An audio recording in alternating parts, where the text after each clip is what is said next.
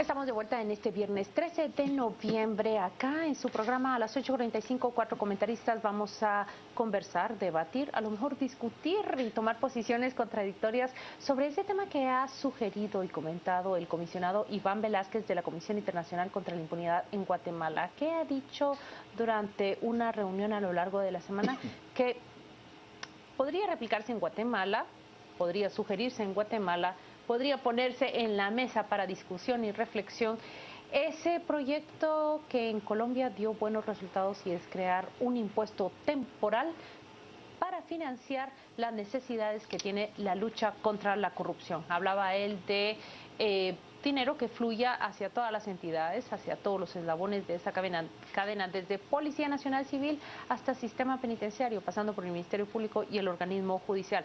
A favor y en contra se han levantado argumentos a lo largo de la semana. Yo quisiera saber acá quién se declara completamente a favor y quién completamente en contra de que siquiera se entre a discutir la idea de un impuesto. Quique Godoy.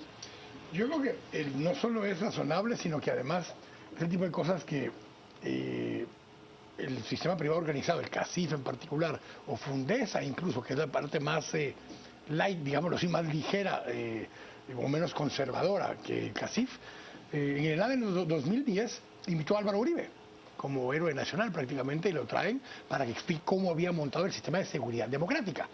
Y cuando está terminando, bueno, durante su charla varias veces hay ovaciones de pie y le aplauden y demás, pero en la última parte de la presentación dice que eso se logró porque se fortaleció económicamente al Estado para poder generar un impuesto temporal que ayudara al sistema de seguridad y justicia. En ese momento ninguno se levantó a aplaudir lo que dijo.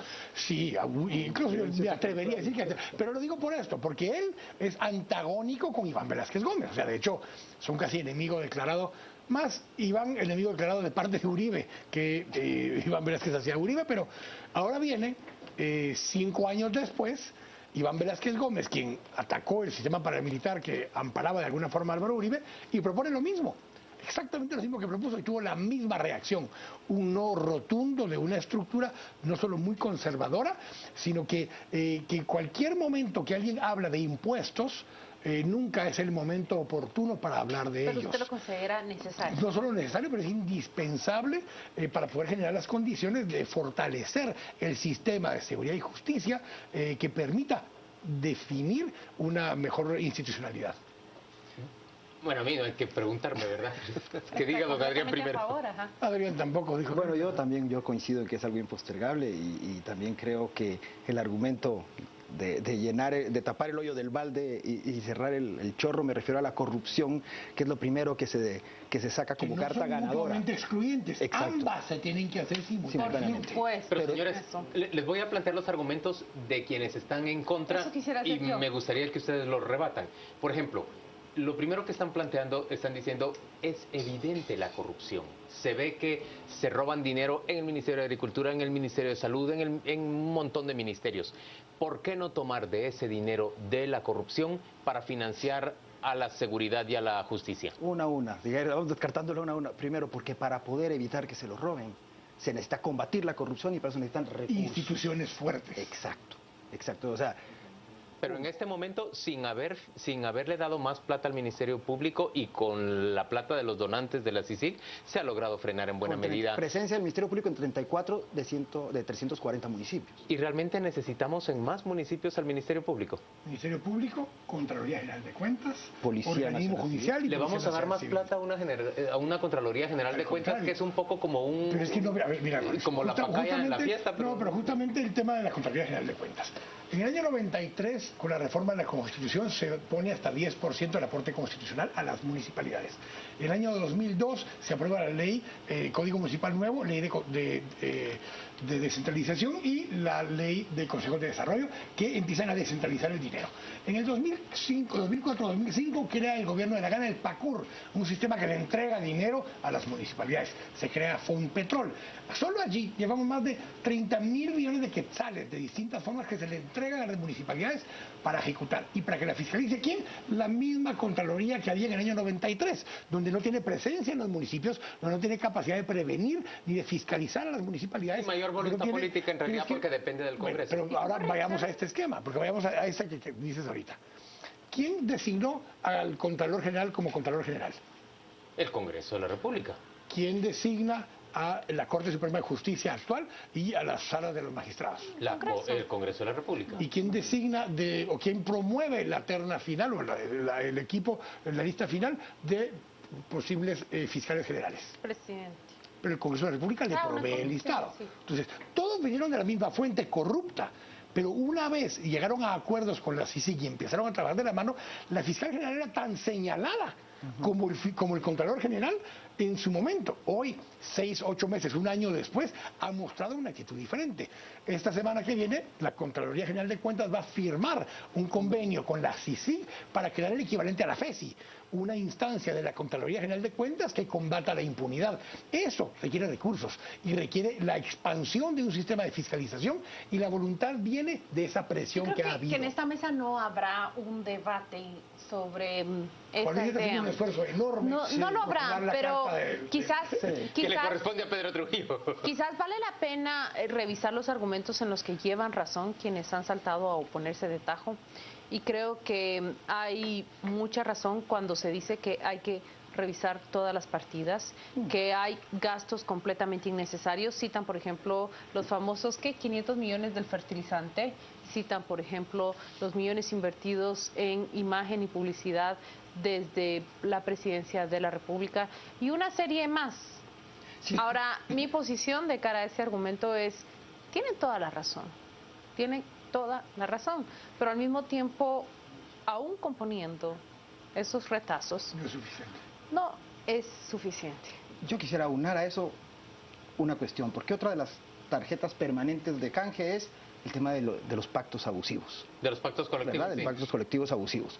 Y yo sostengo que tan perverso es un pacto colectivo abusivo con un abuso de derechos laborales, que es algo digno, como lo son las exenciones, los beneficios fiscales y tributarios, en aras de la competitividad, los privilegios, en aras de la competitividad y la productividad. Señores, esta semana se ha presentado en el diario Prensa Libre un titular que abona mucho en esta discusión respecto a por qué vamos a darle más plata al Estado si tienen y se la reparten de manera festinada. Cuando el diario Prensa Libre titula como titular principal que la Corte de Constitucionalidad ha aprobado un bono revolucionario, le dicen, no entiendo el uso del término revolucionario. Se le dio el 20 de octubre. Ah, ya. Un bono revolucionario para sus integrantes que supone un pago extra prácticamente. Es un bono... Un salario extra. Es un bono 15, ¿no? Sí. Es un bono 15 para todos. 3 salarios extra en 2015 para los empleados de la Corte de Constitucionalidad. Y viene un magistrado que está abiertamente opuesto, en oposición a la actual presidenta, Gloria Porras, quien es quien firma el decreto que aprueba este bono, y hace público que él devuelve el dinero de ese bono. Por supuesto, se inflama la discusión pública respecto a que la Corte de Constitucionalidad está dilapidando dinero. La presidenta de la Corte sale a explicar que ellos cuentan con fondos privativos y que está entregando este bono como una respuesta al índice de productividad. A mí me llamó la atención esa respuesta de ella, la justificación, porque dice, pueden revisar que no he ensanchado la plantilla de asesores como lo han hecho mis antecesores. Pueden revisar que no he ensanchado tampoco la planilla de trabajadores de la Corte de Constitucionalidad. En cambio, ensanché sus horas de trabajo. En cambio, limpié muchas mesas de expedientes que se encontraban retrasados y en respuesta a ello di un bono extra. Me parece que habría que revisar esos argumentos que ella cita. Es cierto, en el momento en que menos se quería escuchar es que se conoce esta noticia, pero yo debo decir que... Pero frente a la opinión pública es muy difícil para ella ganar esta discusión con esos argumentos. En términos generales lo que se ve es, mientras en los hospitales hay muy poco, pues un gran desabastecimiento y falta de insumos y de medicinas, estamos viendo que en la Corte de Constitucionalidad se vuelve este dinero.